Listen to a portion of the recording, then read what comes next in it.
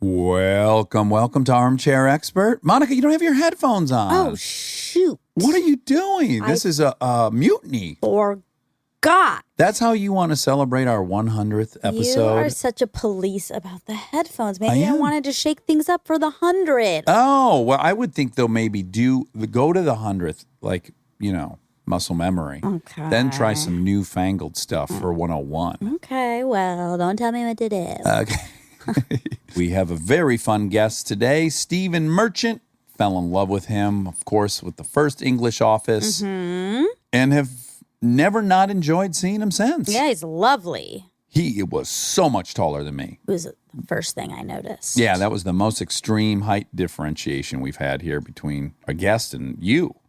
Oh, yeah. It was exciting. It was really exciting, Yeah. especially to see you both on the same couch. Sure.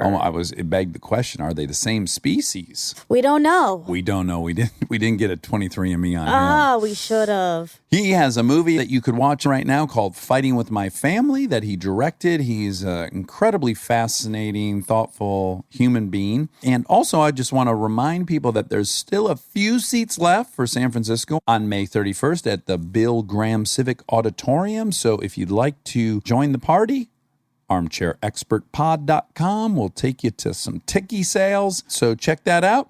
And please enjoy Stephen Merchant. We get support from Quince. Have you been wearing the Quince linen shirts?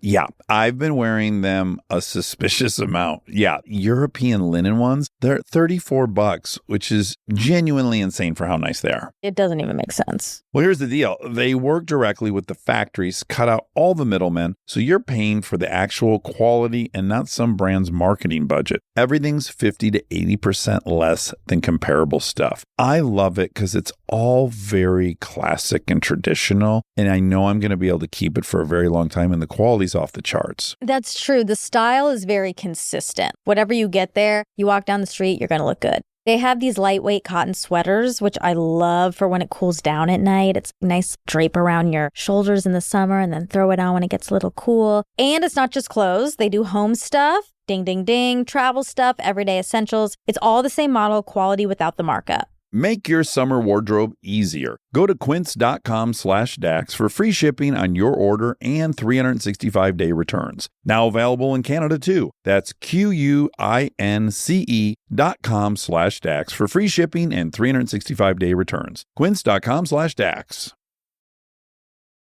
He's an armchair expert. He's an armchair expert.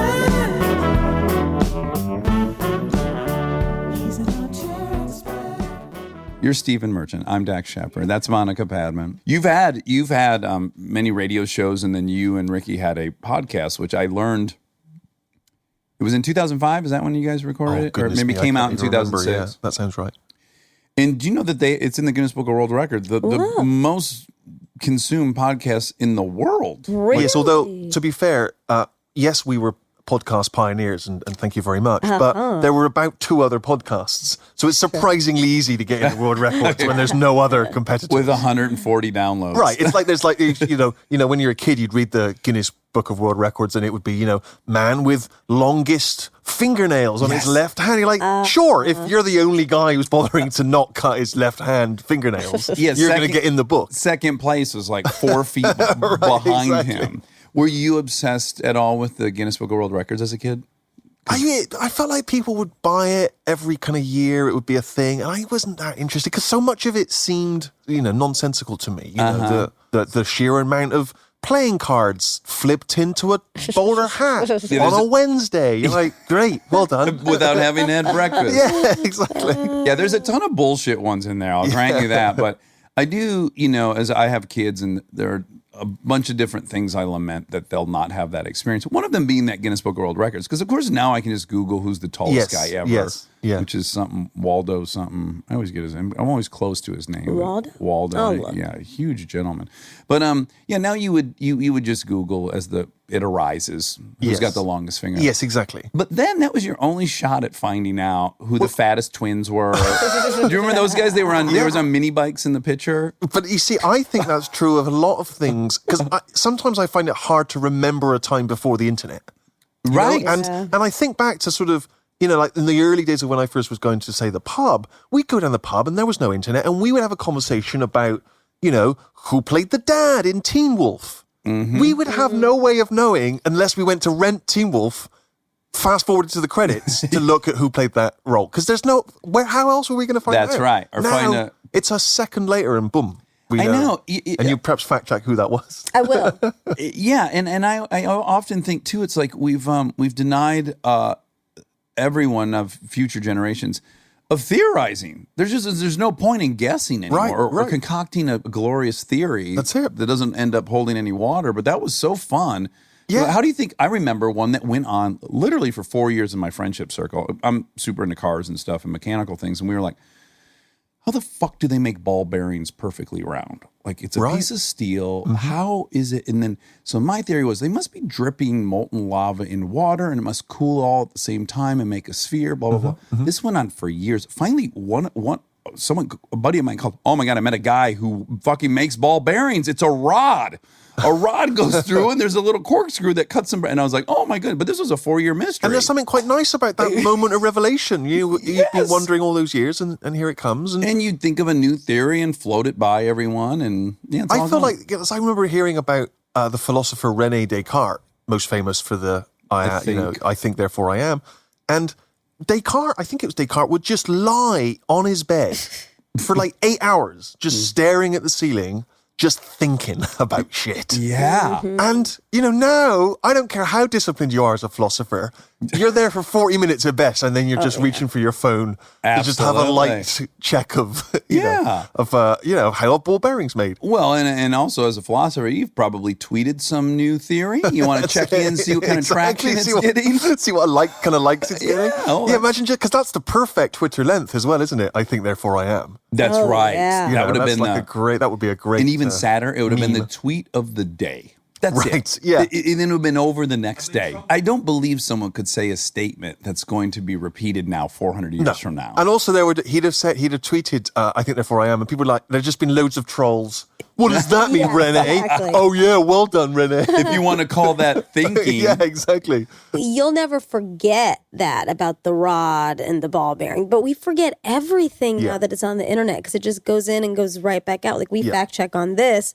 We can't remember any of the things we talk about on here. The fucking tallest guy, I've already said this, and it's close to Waldo, but it's not. I think you're confusing it with Where's Waldo. Yeah, sure. And, He's and if he pretty were the tall. tallest guy, he'd be very easy to locate. He would be a terrible subject. Yeah. But yes, there's no risk of letting it go because you can retrieve it. Exactly. And in fact, now they're changing how they teach kids, which is really interesting and cool, which is there is no more memorizing dates. Really? Yes, there's a whole new approach, which I'm totally supportive of, which is now it's like the whole emphasis is critical thinking because you have access to everything. So to be storing your, that stuff in your brain is just kind of a waste of time. You could be using all that computing power to Yes. come up with thoughts or think Right. critically. So I'm kind of into this. Yeah, okay. Yeah, at first I was like, well, no, they got to learn their times table and they got to say 9 times 7 like that, But so what's the natural extension of that? You can always use a calculator on your phone, can you? So you don't have to Right. do any kind of mental arithmetic. Do you have to spell? Do you have to still be able to spell? No, spelling is not a thing anymore. So you don't have to worry about spelling. No. You don't have to worry about learning it, memorizing any facts. No, which was, by the way, was 4 years So what do they of my do? life was wasted learning how to spell received. 4 years you spend Yeah, when you weren't figuring out ball bearings, you were just trying to spell receive. no, they're being taught something, but then the emphasis isn't like rote in memorization. It now becomes about like, what does that mean? What's the point of that? What's the Right. message of that? How does that apply to this? It's all Right. application. It's like, you're not going to have a test where it's like, what year was the Magna Carta written? Yeah. It'll be more about what the point of the Magna Carta. Okay. That's my understanding. That makes of it. sense, yeah. Yeah, which I think is a much better use of time is Yeah. like actually understanding the themes of all these things Sure. and how they weave together and affect you currently and, what'll happen going I've forward. always thought that something that would be valuable to teach at school, in all sincerity, would be how to debate. I don't just mean debate kind of, where I know there's debates classes and things, but I just mean the process of having a civilized conversation in which two people take opposing views, not to win the argument, but simply the sort of rules of engagement, right? That you don't just shout the other person down. You hear their argument, you listen, you respond. Discourse. You define the terms of the discussion. Mm-hmm. You don't make a straw man argument That's right. for them. Yeah. You make an effort to be able to make their argument as well as they yes, could. Exactly. And I just think that it feels like that would be a really useful social skill. And we sit here thinking, oh, well, of course, yes. Well, people do. We can all speak. But no, people are really bad at discussing stuff. They're great at broadcasting a message, and that's about it. Right. We're all like a radio antennas, just sending the signal.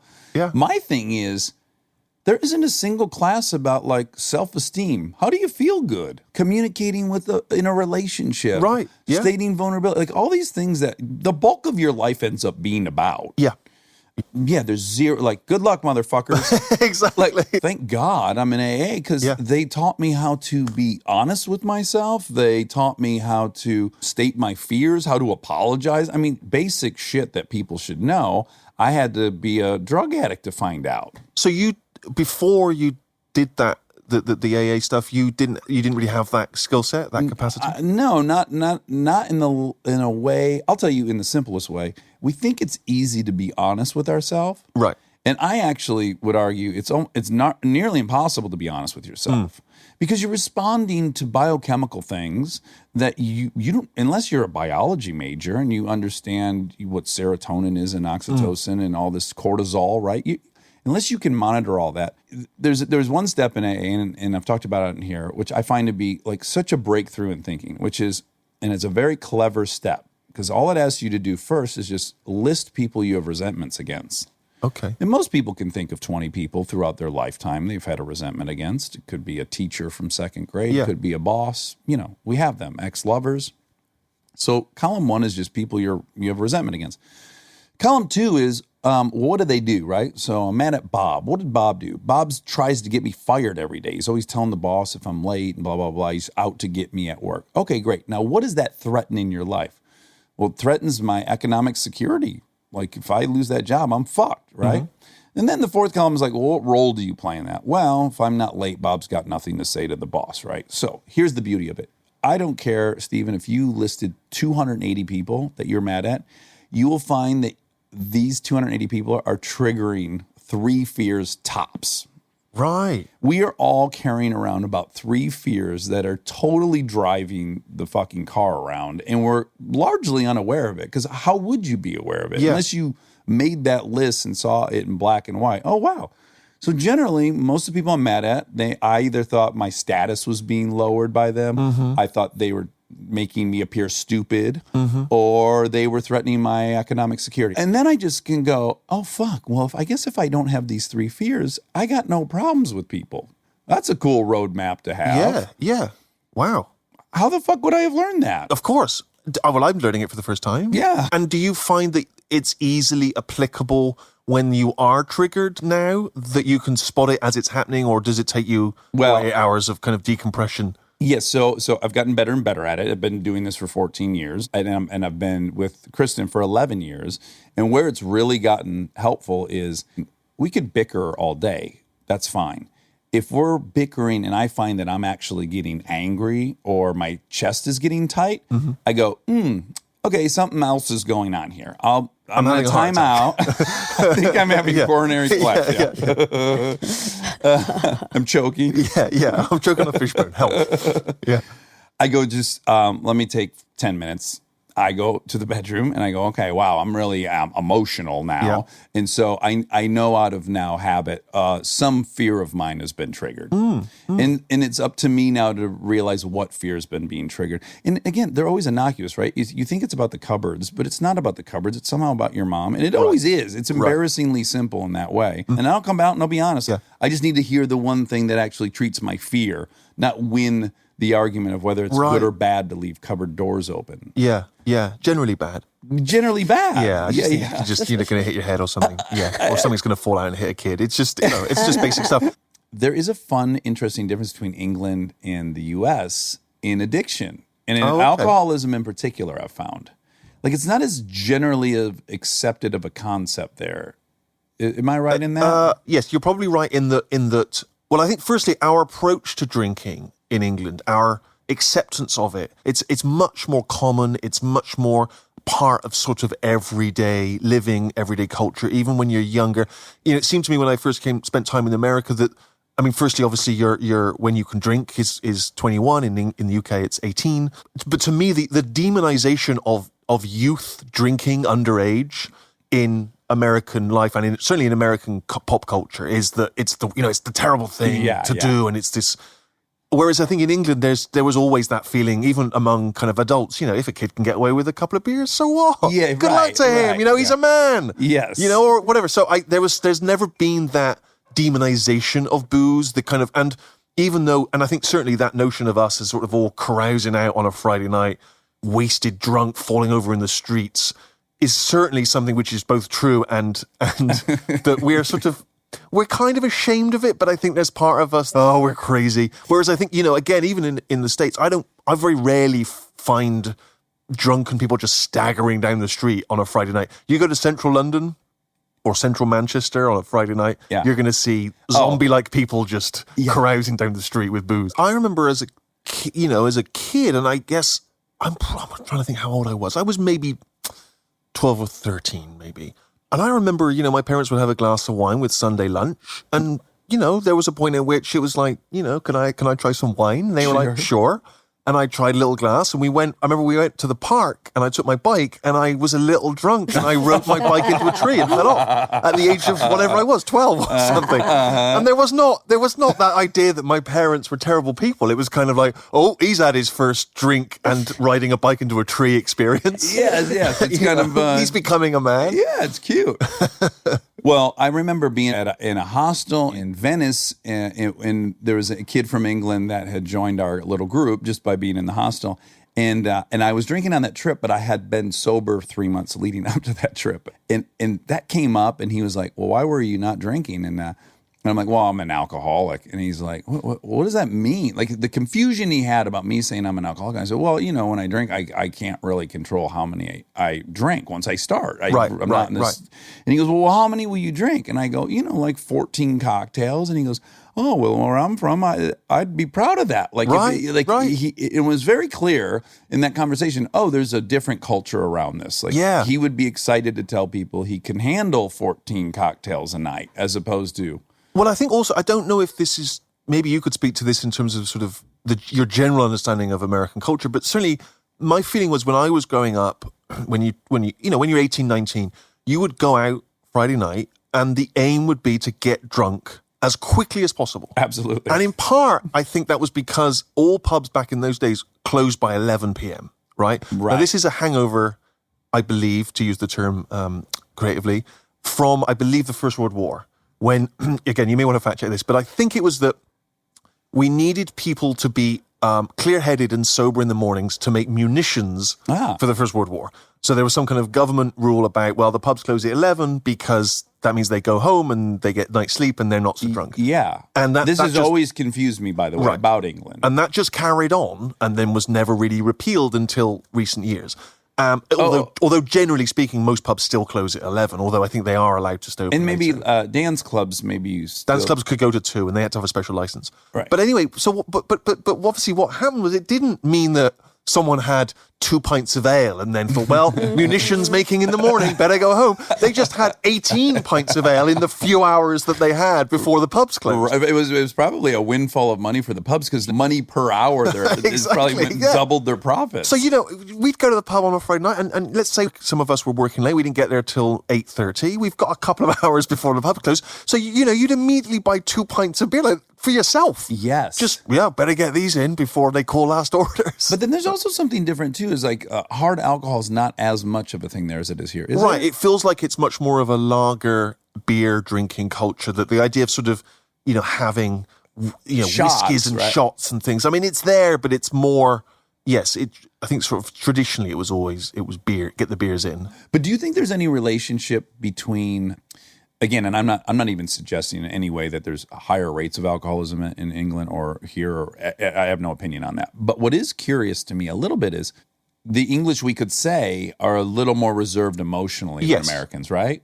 yes, certainly in terms of talking about their emotions, talking about, yes, that stuff. And I think also the idea of therapy and sort of dealing with your issues through therapy is not really part of British culture. I mean, it's there and it exists, but it's only really since I've spent more time in the US and particularly Los Angeles, where people will look at me not having a therapist as being unusual. Is being unhealthy almost. Yes. Like, oh, really? You're not checking in at all? My girlfriend, Marcia, actually, she said to me that when we first started dating, she was concerned because I had no therapy. And she didn't voice it, but she was like, oh, this guy has not had any therapy. I don't know if I can date this guy. Like, it was a deal breaker in her head. You know? Sure. Whereas, yeah, certainly when I meet people in the UK who've had therapy, it still feels a bit like a novelty. Yeah. And it's probably super serious. Like they might be there for something really intense. Right. Everyone goes here, even if you're having a great day.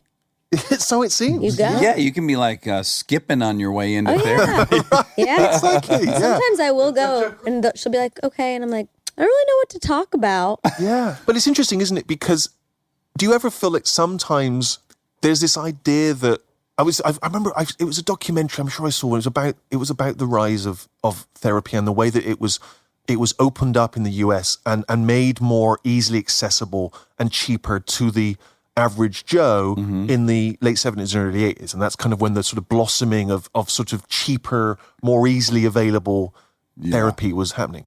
And it was interesting that sort of it was suddenly, and it was always marketed, if you like, as you need to go and talk to someone because of, you have feelings of insecurity. Are you awkward in a group? Or are you too much of an extrovert? Or are you this? Or are you falling out with your dad? And it's sort of this idea that sort of, that if you had any of these symptoms, you must seek a therapist. And actually, what you're really describing is just being alive. Right? You're just a person. 100%. And so this idea, but it was almost slightly sold as being that you were sort of special. You were uniquely troubled and therefore you needed... had a pathology. Exactly. And actually... No, you're just dealing with shit like a lot of other people, and some people have worse shit to deal with, but everyone has their thing. That's the kind of cool upside of the British character, by my assessment from the outside, is like when I watch World War II films and I actually recognize that the people of London were getting fucking carpet bombed daily and continuing on. And the speech that Churchill made, that stuff gives me the chills. Sure. That's a unique character that the English have. And I think it's something to feel proud of. But then the baggage that comes with that is, oh, everything's fine, just keep dealing, right? And everything's not fine. And this is a challenging experience being on planet Earth. That's right. Well, I sometimes wonder, my grandmother on my father's side was a very sweet woman. But I look back now and I think she was such an eccentric lady that I wonder what we would have uncovered if we could have sort of psychoanalyzed her. Sure. And she was one of those ladies who she would lower her voice for fear that the neighbors might be listening. So she'd be in her own home and you'd come in and she'd don't speak. Like, so what? Who cares about your life? No one's listening. No one's. And So a little paranoia. A little bit paranoia. Right out of the gate. Although she was with my grandfather, and they were both very old when they passed away, but, it was almost like the friends that maybe they'd had back in the war when they'd have a sing-song around the piano, they'd all sort of evaporated over time. So she didn't really have any friends, and neither did they. And then they didn't really go out anywhere. And then she would talk a lot about, I got to go and have a lie down in a darkened room. And that was the thing. And then much, much later, we discovered it's because she had high blood pressure. Oh. But there was just sort of this anxiety about doctors and anyone coming to the house and it's almost like there's an embarrassment, like there would be a weakness or a character failure to need assistance or help. This was the greatest example. So I remember my grandmother asked my father, what would you like for Christmas as a gift? And he said, I would love a great new winter overcoat. And she said, oh, there's no need to spend money on that because your dad'll be dead soon. Meaning my grandfather. And he lived for another 20 years. Right. And my father was just cold for 20 years. But it's just sort of, but that idea that kind of, I know part of it is, you were born, you didn't have a lot of money growing up and money is a caution. But just the idea that you saw nothing ironic and just wait for your father to drop dead. Right. And then we can pull his overcoat off his cold body. Let's let him wear it in the casket. Exactly. And then just before he's buried, we'll whip get it off him and you can be warm. But what I am curious about is if you think there might be any parallel between the other unique, again, from my perspective, drinking culture is Japan. Okay. Where these gentlemen who are very, very tight-laced at work, they drink in a way that most people, Yes. have never witnessed in real life. To the point where a good friend of ours, Erica, did live shows there for maybe 2 years. She lived in Tokyo. And she said you'd be walking by these row of hedges, and there were businessmen that were just literally, they were asleep in the hedges, in their suit with their briefcases. They would have just passed out, so drunk, slept in the bushes. And in the morning, you'd see men just coming to and exiting the bushes and going on to work.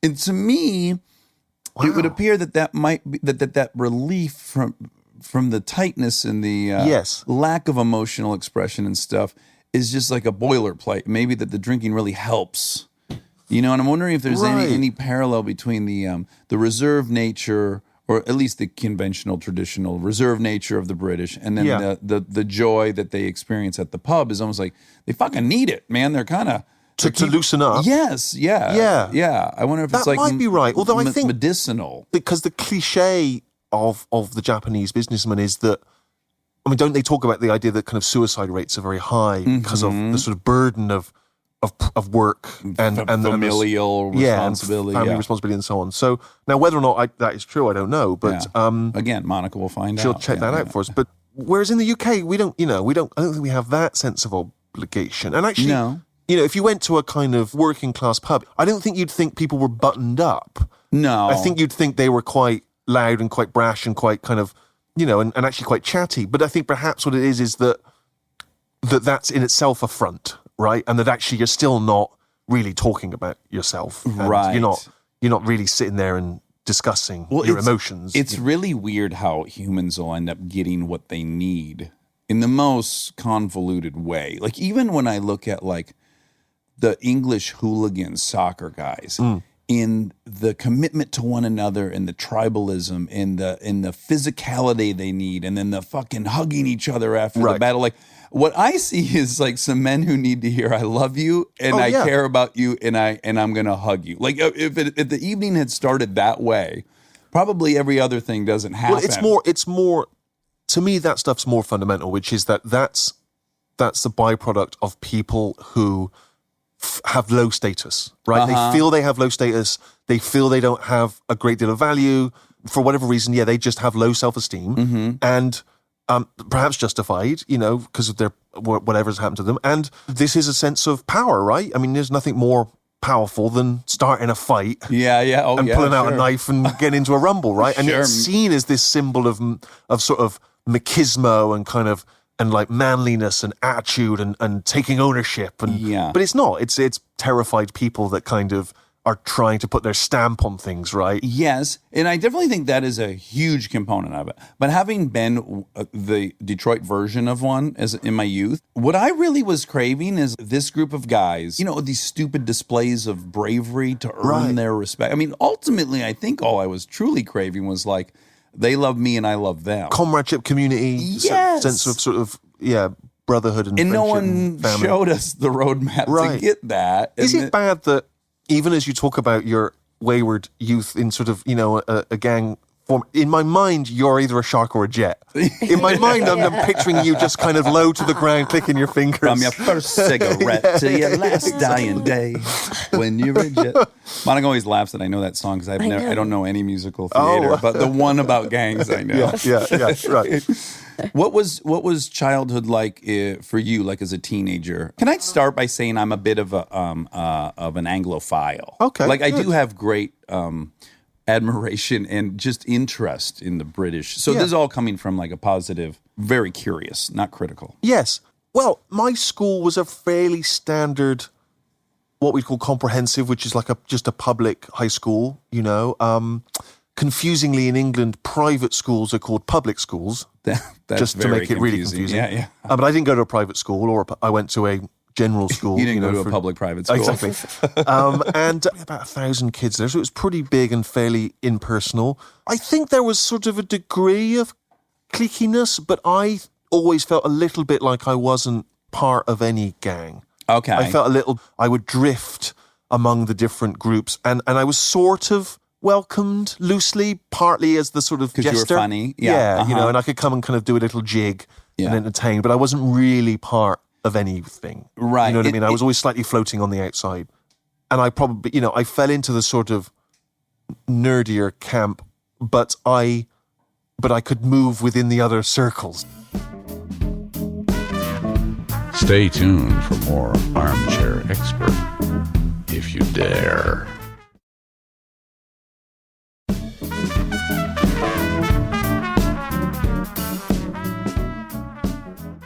Have you been tall your whole life? Yes. You have. Yes. I've been this size since 14. Yeah. And I was quite skinny at 14. Oh, I was very skinny, yeah. It makes it hard to hide, right? Well, I think it's interesting that a lot of youth culture is that idea of standing out from the crowd, right? Like whether you're the classic kind of English punk rocker with the spiky hair and everything, right? It's both a sort of uniform of sorts. It puts you in a group. Like you said, it makes you part of a gang. Yeah. But also it makes you stand out, you know? And I think when you're very tall, I certainly felt that I didn't get to decide when I stood out. Yes. So I didn't do the earrings and the pink hair and everything else because I was always standing out. Yes. Whether I liked it or not. And people always felt very confident and felt free to comment on it, right? Sure. Well, Because height is seen as a victory, isn't it? It's seen as an achievement. Yeah, well, it's enviable if Exactly. you feel short. That's right. But it's funny because I never, through all my teenage years, I wish someone had said to me, oh, you know how envious people are of your height. Because I was self-conscious about it. Right. I was always self-conscious. I always wanted to be shorter. Yeah. I felt like I felt different. Yes. And it seems so basic that later in life, people go, no, everyone's really jealous of tall people. Yes. But, if only I'd known that then, I'd have been the king of that school. Well, again, it's kind of like you want the choice to stand out when you want it. When you're Right. feeling confident and feeling Right. extroverted, you want that choice. And then you also want the ability to retreat on a day and then you just really don't have that ability. But I also, in all seriousness, I feel, and you may feel the same way, but I'm 6'7", so I go into most rooms and I've been most people's heights. Yeah, you're right. I've been everyone in this room's height at some point. That's a great point. It gives you a weird arrogance. Once you get beyond 6'4", it starts to get a little bit silly. We have the exact And same beyond opinion, 6'6", you're just being stupid. Because nothing's really built for you and nothing's really made for you. But someone once said to me, about the idea of sort of people going into comedy as I did because of being bullied and so on. And I was never really bullied, but someone said an interesting thing once, and it was sort of a bit of cod psychology, which I've remembered, which is, do you think you went into comedy because it allowed you to control when people laugh at you? Yeah. And I thought that was quite a perceptive idea. I don't think it's strictly true because I think I chiefly went into comedy just because I was always a fan of comedy. Right. And I could make people laugh and it seemed like a good fit for me. But I think probably over time what I've realized is what I do like is if you are going to point and laugh at me for being 6'7", you may as well do it as well because and I saw him on The Good Place and he was funny. And it's sort of it's like you know what I mean? It justifies why they're pointing and laughing at you. Yeah, not unlike the alcoholism. I think there's about 20 things that could have added up to you being into comedy. Right, And I think right. certainly that's probably one of them. In general, I also find that a lot of writers I talk to, and I'm a writer as well, is people that generally desire a good deal of control because there's nothing more empowering than when you sit down and you actually invent an entire world that's going to abide by the rules you set. The people are going to say the things you want. Yes, absolutely. I agree with that entirely. But it's interesting, that isn't it? Because I don't feel like I have the desire for control in all aspects of my life. Right. If we all went on vacation together, I feel like sometimes there's someone who just wants to be the person who's kind of slightly organizing things and deciding where we eat and where we go on the road trip and all the rest of it. Yeah. I'm happy to concede that stuff. Yes. And I'm happy to concede responsibility and control in quite a few environments. Creatively, I'm not. I'm much tougher to deal with. Like, for instance, I felt when I was younger, I would imagine if you was to sort of hang out with me when I was 16, that I'd be a little bit exhausting. Just like kind of sort of relentlessly trying to be funny to the point where, in fact, I remember a friend who's still a friend of mine said to me around that time, people find you really funny, Steve, and then they get tired of you. And I remember it was a real shock.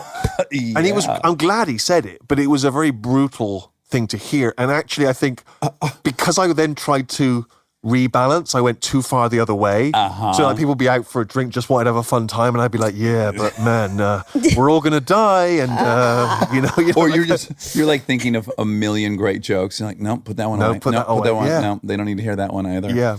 That person either loved you so much or they hated you. One of the two. There's no way the person was probably neutral. somewhere in between. I don't know. Yeah. Because that's a bold thing to say to somebody. Yeah. Now back to your height one more second. I bet you experienced this because my wife, by all accounts, is more famous than I am. Mm-hmm. But when we're in public, I get recognized way more because you can look at her and go, oh, that woman looks like Kristen Bell, right? But if you look at me, I'm tall enough and my nose is bent enough that you go, oh, that's Dax Shepard. Right. That's the guy from Scrubs. Yes, exactly. But I one time, Kristen did a movie with Vince Vaughn. Yeah. And he and I got into a little bit of an argument on politics in the first class lounge. And then we were walking to the gate, right? And we were still very much engaged in this argument. And I realized for the first time ever, however famous he just is naturally, you add in that he's 6'6". Yes. So every single person that heard us yelling at each other, we're like, that's Vince Vaughn in an argument with Dax Shepard. You know? But I can just imagine that even when you would be with Ricky Places, who he's so famous, I bet you just can't hide. Right, that's right. But then probably if I was with Ricky, they would see this thing, and then they're look, he's with Ricky Gervais, and then they'd be excited about that. Oh, right. I just did a movie with Vince Vaughn. Oh, you did? Yeah. Which one? This is my movie, my wrestling movie. Oh, he's in it. He's called Fight With My Family, and he's in it, and he was terrific. Oh, that's wonderful. Yeah. And you got on well with him? I loved him. He was great. He's a real sweetheart. He's a really talented man. I mean, everyone knows that anyway, but it's easy to almost underestimate because he makes it look so easy in a way, and he's been in our consciousness so long. But actually, when you actually work with him, you're like, wow, this guy's really good. He really is. Well, he has, I think, an X factor, which is, right. And how I define it is basically, my first example of it was like De Niro. As a kid, you'd watch movies and you'd realize many of De Niro movies are just filming him walk down the sidewalk. Sure. And by God, you can watch that for a long time. Yes. You can watch De Niro walk for a good 7 minutes before you're getting bored. Absolutely. I used to do film reviewing when I was very young, and they often would send me to the movies that the more senior critics didn't want to go to or hadn't heard about because they didn't want to bother. And they sent me to see this little film called Swingers, which no one knew anything about it. And it was, this little indie movie. Yeah. And I went to see it. And actually, firstly, Vince just blew me away. I mean, it's rare that you just see someone for the first time in a movie and you want to buy shares in them because you just know they're going to be a superstar, right? But also, it was the film which I saw even as a film fan where I thought, oh, I could do this. Not. I don't mean that I could make a film as good as Swingers. I just mean, oh, that seemed accessible. That seemed doable, right? Totally agree. It was a contained movie. It was a group of friends who'd written the script and made the movie. It felt somehow accessible in a way that other stuff weirdly, didn't. their personalities were the star. Yes. It's one of the few movies that you see where it was clearly written for the people before it was Absolutely. ever an idea, Right, right. Which you can tell. Yeah, They didn't plug anyone in. They weren't going to recast Vince. That's right, yeah. Isn't it weird, though, there's that... Because, charisma, and particularly screen charisma, is such... It's like, I don't know that anyone's ever done a successful scientific analysis of what that is, because, we worked with Samuel L. Jackson once... And Sam Jackson, when you meet him, is a perfectly lovely man, but it's not like you meet Sam Jackson and he seems any different in person to other human beings. You put that camera on him, and there's some alchemy between him and the mechanics of a film camera that just... And by the way, does without something. naming names, I've also seen the opposite, where I've met actors who bore me in movies. Right. And I've met them in real life, and I'm like, what is going on? This is the most sparkly, charismatic person ever, and it's and then not they're on a black screen. hole on camera. Yes. And then, but it's also odd because it's not even to do with looks. Nope. I've met guys who are talented actors who are very good looking, and then on screen they just don't come alive. They're perfectly fine, but just there's a lack of something. It's weird. Yeah, it's like the lens is a filter for whatever thing they have. Yeah. Yes. And given that someone like Vince was so raw when he did Swingers, it's not like it was sheer skill and technique that he just knew how to do screen acting. Yes. There was just something fizzing off him. Back to you directing, did it make you nervous giving him notes? You've directed a ton, so I have, obviously, but he let's was just the say that. first.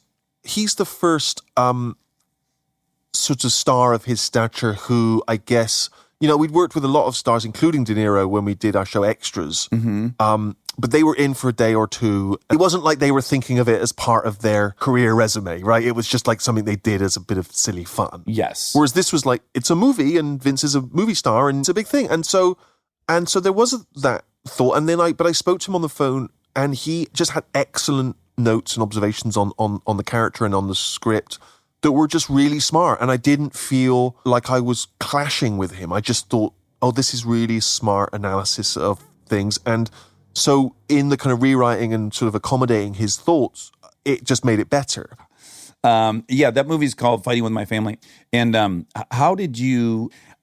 I'm always interested in comparing kind of approaches. I don't think I want to speak about myself as a director in that regard, only because I'm worried that it will sound like I've got it all figured out, and I'm not sure that I have it. It almost feels like the actors that are in it would be able to tell you my strengths and weaknesses. That's fair.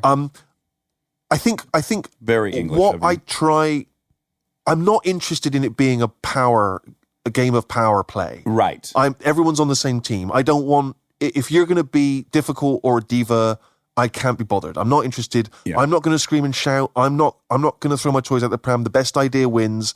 There's no. This is not a power game for me. I'm not interested. I know that there are some directors, who are kind of famously, basically, they're control freaks and they love the sense of power it gives them. Bending people to their will. Yes, to their will. I have no interest. I'm not interested in that. To me, we're all pulling in the same direction. It's just that someone needs, in order for us to move on, someone needs to have a final say. Yes. It can't be an endless discussion. That's right. Because we need to keep the train on the tracks, right? Yeah. I think, like I may have mentioned to you before, I sometimes feel, I would hope that when someone listens to this podcast, I'm quite a coherent person who can express myself quite well. But sometimes in the heat of the directing moment, that seems to evaporate. And I just can't quite put into words what it is I'm trying to express, or it's just a confusing, contradictory mush of ideas. And then the actor just has to say, what do you want? Yeah. And now increasingly I try to be much more clean and coherent, not trying to sort of overwhelm an actor with too much. And also I don't compliment enough. I just always forget to say great work. Yeah. And that's a great mistake because everyone needs that. Yeah, 100%. I was I'm sure you hear this a bunch, but I was the biggest fan of The Office, the original Office. And that's you and Ricky. What is so beautiful about that show is that it reels you in so quickly with just being one of the funniest things I've ever seen, for sure. But then where it went emotionally, I just thought was the most spectacular achievement of the whole thing. It was so emotional. I was so in love with Lucy. Yeah. And her and Martin's relationship was just so wonderful. And the Christmas special, and it was so beautiful. And I loved it so much that I just never, ever gave the U.S. Office a chance. Oh, okay. I just couldn't do it. Like, I watched one episode of it. And again, I love everyone on it. It was brilliantly done. I just thought, I'm not going to get the emotional voyage I got on this other show. I could just sense that this was going to be an American version or something. And I think I robbed myself of it because I'll catch it now on TV now that I don't have this chip on my shoulder about the original one. Yes. And I'm like, oh my God, it's spectacular in its own terrific. original It's way. Yes, absolutely, 100%. But it's so they killed it. dicey if you've loved this other thing. Right. I almost thought of the American version like a cover version of a great song. And that if it's a big rock number, you can actually do an acoustic version and it's still great, right? Yeah. It just has a different feel, but it can still give you a different but complementary emotion. And then along the way, it absorbed these other amazing people's fingerprints, That's right. like Mike Schur's and Mindy's and all these people, right? And so then it became some other spectacular thing on its own, which is really cool. Right. Do you know Peter Serafinowicz? Yeah. Okay, so Peter's a friend of Kristen and I's. And so I went to his house in England once, and his wife, whose name I've forgotten, she was on a very, very popular English show too. She's done a number of comedy things. One was a big hit. It was like You're All's Friends or something. I wish I could remember the name of it. Coupling? Yeah. Coupling. Yeah, right. yeah. Yes. And so I'm kind of sitting in their living room and I'm like, oh, so how many seasons of that did you do? Right. And I don't know what it was, but it was like 3 or 4 or something. Right. And then at that time I'm like, yeah, and The Office only did 3 seasons. And there's just a completely different paradigm in TV in England, right? Which Yes. boggles us, especially me as a greedy little piggy actor, which is the actors there don't ever make that windfall of money. Right. No. Right? Well, chiefly because there's no syndication.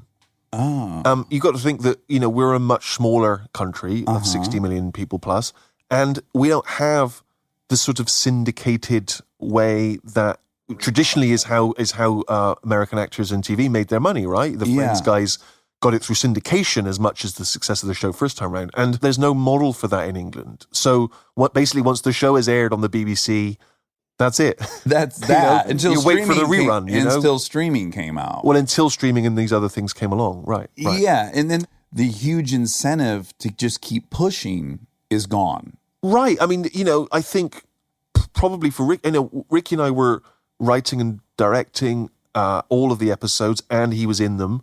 And so we would do 6 episodes, and we were burnt out. Sure.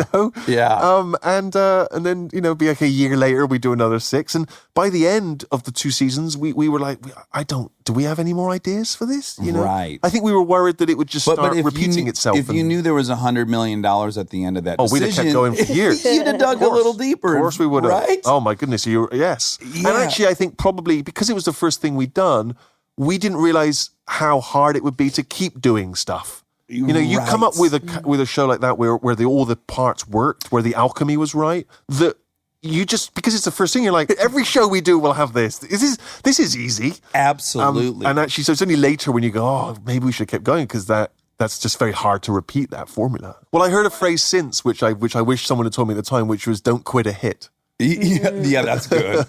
So was there at all like a giddiness or, and again, this will probably make you really uncomfortable because I think English people hate talking about money, but was there a fun sticker shock of coming to this country and going, oh goodness, okay, so if we do this show for 9 years, I'm like, we're going to make real money. Is that of course. Crazy exciting? Well, I was something of a historian of TV, particularly even American TV, just as a fan. I just, I was one of those nerds who would just read a lot about it. Yeah. When I was young, even before you could research things on the internet, I used to collect Mad Magazine from America, and they would do kind of jokey spoofs of all these shows I'd never even heard of. And so I felt like I always kind of was tuned into American comedy and culture.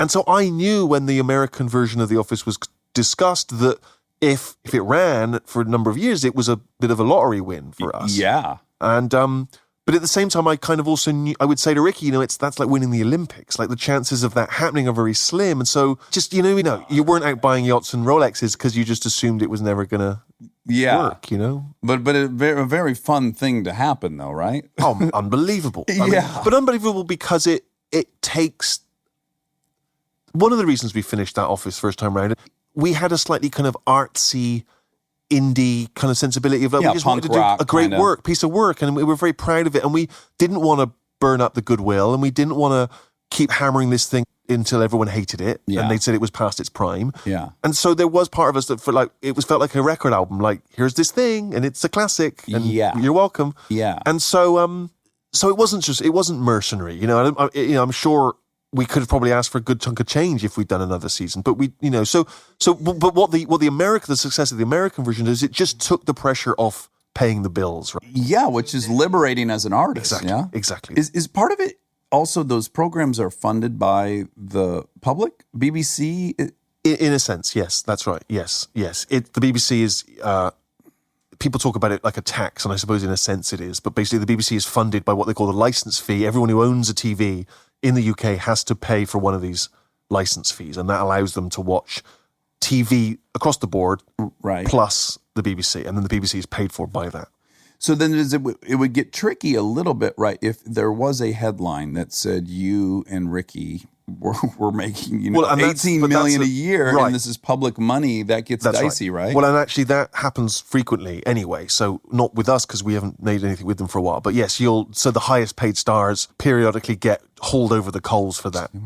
Okay, so once The Office is regarded the way it is, it's immediately a big show here in the U.S., right? Right. Do you get any kind of paralysis? Like, oh fuck, we've got to top this thing next time. Did it lead to any kind of writer's block, or does it help to have a Not partner in really. that situation? It does. And I remember having conversations where, again, I felt a little bit more like wiser than my years because I remember saying the success of the show and the way it caught fire certainly in the UK public consciousness was beyond anything we could have imagined. Yeah. And so I was smart enough at least to know that that's not something we could replicate easily. Okay. It didn't mean that we couldn't do something good. It just means that added factor, the Vince Vaughn charisma of it, Yeah, the lottery is this ticket other of it thing all. that you can't plan for. And so it seemed to me that to try and top it was going to be Was a fool's errand. Was a fool's errand, and so it was better to just kind of do something that could sit parallel to it. As you said, you guys wrote and directed every single episode. So here you would have had a team writer's of room, people right? and- Does that yeah. even exist in England? Almost never. Yeah, I'm on a multi-camera sitcom right now, and there are way more writers than cast. Absolutely. Like yeah. they come down, there's 20, 30 people. That's right. And I'm Yeah. like, oh wow, this is yeah, quite yeah, yeah. a Well, it's a real sort of creative machine, you know, and Yeah. we're like this weird little cottage industry in England, you know, just two old ladies running a little tea shop, you know, against the kind of might of the sort of American machine. And do I remember hearing that you guys were kind of really inspired by the Larry Sanders Show?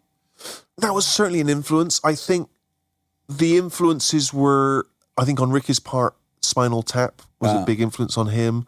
And oddly for me, I'm glad you responded to the romantic element because I was always very keen for that because I'd loved shows, particularly comedy shows that had a strong By kind the of way, romantic. Cheers. Well, Cheers, but also Friends did it, I thought, really Yeah. well in the early seasons. And It's Monica's life. my favorite. right, yeah. And also, I used to love Northern Exposure. Oh, that was Yeah. the first show I fell in love with. Loved it. What a I show. loved it. And there was the moment where, spoiler alert, where Dr. Fleischman and Maggie finally kind of got it together. Yeah. And I was watching it at university and I was the only person who watched that show. And I was so giddily excited when that Yes. happened. It loved the kind of the will they, won't they nature. In fact, there's such a nerdy thing to say. There was an X-Files CD-ROM game back years ago. Mm-hmm. You know, when you'd put the disc in the machine and, it was, In your and it would load compact for whatever. computer. Yeah. Yeah. And there was a X-Files game that had a little kind of filmed opening sequence with the stars of the X-Files, and then they kind of go missing, right? And then the rest of the game is you as this sort of burgeoning FBI detective has to find Mulder and Scully. And it's one of those games where, you'd go in a room and there'd be like a click and point and you could examine the room and you could pick up a cup and things like this. But it was fairly basic, but good. And you're this detective. And I always thought it revealed a lot about me that there's a moment where your character encounters a female detective. You're a guy and you discover this sort of female detective and there's these little filmed into bits and then they'll pause and then it'll give you options, right? And one of the options will be ask her if she's seen Mulder and Scully's car. Ask her if she knows anything about, the footprint of the scene of the crime. And then the third one would be like, compliment her on her sweater. And I'm like, where's this taking us? So I followed that road. And basically, within this X-Files game, it built up a will they, won't they relationship Oh, that's- with this detective that I forget Mulder and Scully. Yes, I'm fuck just them. on board with this. 100%. Good luck, Mulder and Scully. Exactly, I found true yeah. love. Look, I have a question. Oh. Is the American Office popular in England at all? Or is it kind Yes. of two camps? Well, it's funny because our show at the time was much loved. It very quickly became very popular. I think also because we weren't that known, so we hadn't. It's a we had good no backing. story. Yeah. We were the underdogs, and so I remember you'd see a newspaper article and it would say they're remaking it in America, they'll ruin it, and then the series would begin. The first series of the American version would begin like they don't know what they're doing. This stinks. And then as Ricky and I just hung around longer, kind of, we were no longer the underdogs, and now it was time for us to take a beating. So then it was like the American version far outstrips the British one. You know, what were we thinking? You know, and this sort of went full circle. There's a very specific career trajectory in England, I've noticed, which is that you start off, you're the new thing, and people like you, and they're like, yeah, this is great. And then you become perhaps more popular and more well-known, and sort of people are like, yeah, okay, yeah, this is cool. And then they turn, and then it's like, this guy again. And then if you hang around long enough, if that doesn't kill you, if you can survive that, then you become a national treasure. Right, then you get a knighthood or something, Yes, right? exactly. And then it's just like, And then you can just shit the bed. then you can do whatever you like. endlessly and Then they you're still Betty love White. You. You know? Yes. When I look at your acting credits, there's really fun ones in there. There's like, you were on 24, pretty early on, I mean, right? I literally, again, this is what was so weird. The Office was popular among people, the most unlikely people, including the Insiders. 24 guys, and they were fans, and we ran into them somewhere. And they're like, "Come down to 24, hang out." And we were like, we loved the show. We were such fans, so we went down there. And then they're like, "Hey, why don't you put on the shirt and work at CTU?" And I'm like, "Yeah." So I'm there for like, I hand someone a floppy disk or something. You know, That's exactly what I had imagined was the scenario that led to you being on 24. and that's almost entirely how I choose my acting. I'm not joking. It's literally what sounds like a fun thing to do, you know? Again, that's the beauty of having a couple dollars off of Exactly. a syndicated show. So this is your first solo directing feature, and what was the impetus for it? Well, this is the most unlikely story, because this project originated because Dwayne "The Rock" Johnson was in a hotel room in England whilst making a Fast and the Furious film, and saw a documentary on British TV about a family of wrestlers from England who wrestle in provincial little theatres in England. And the whole family, mum, dad, the kids, everyone. And the two teenage kids, brother and sister, got the chance to audition for the WWE, which obviously, if you're a wrestling fan, or if you're a wrestler, is the big leagues, right? That's Hollywood. That's it. And so this documentary covered their audition process, and how much this meant to the family, and how they were rooting for them, and how this was going to change everything, and it was going to make them big stars, and that was obviously going to help the family wrestling business and everything. And only the daughter got signed, Probably not what they were expecting. which was not what they were expecting. And the brother had to deal with that rejection, and it was very tough for him, because he'd been raised as the sort of, as the potential wrestling star of the family. Meanwhile, his sister, who never had that much interest initially, goes off to Florida and has to do it. And then that's where the documentary ends. Yeah. And Dwayne, coming from a wrestling family, saw this and was just completely enamored of this story, and actually weirdly reached out to them and kind of ended up sort of being tangentially involved in her career.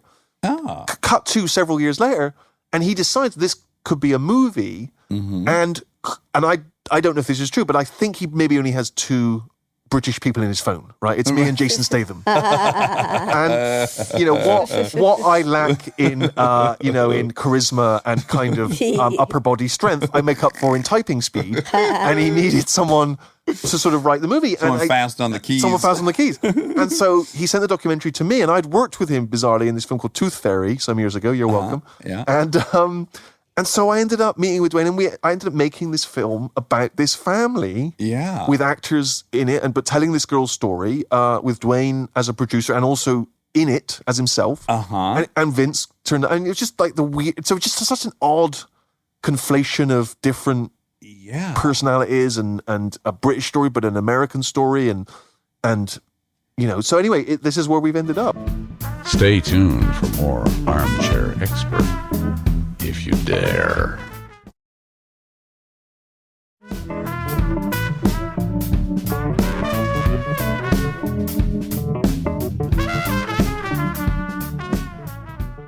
Is it harder for you when you're writing and creating something to not have started creating the world from the page one? I found this an enormous relief in a way. It was still incredibly hard, because you're trying to manage this real life story. You feel an obligation to the people, but you don't want it to just be a hagiography of their lives, as they say. Yeah. So I cut you off. A what? Of a hagiography, where it's simply a fawning celebration of them, yes, without any kind of critical... A puff piece. A puff piece. Yeah. Although in England, a puff is not a good word. Was that a gay pejorative? A puff? Puff. A poof. A puff Not a is a puff. pejorative term for a gay person, but a puff piece you could say. Okay, great. Okay, I intend to with reckless You'd be abandon the next absolutely time I'm fine in to say that, England. yeah. Confusingly, of course, a fag Is a cigarette. is a cigarette, Yes, which yes. where you You're can't free come to unstuck. say. Yes, you can say that in English. Unless you're super anti-lung cancer. Again, it's all complicated.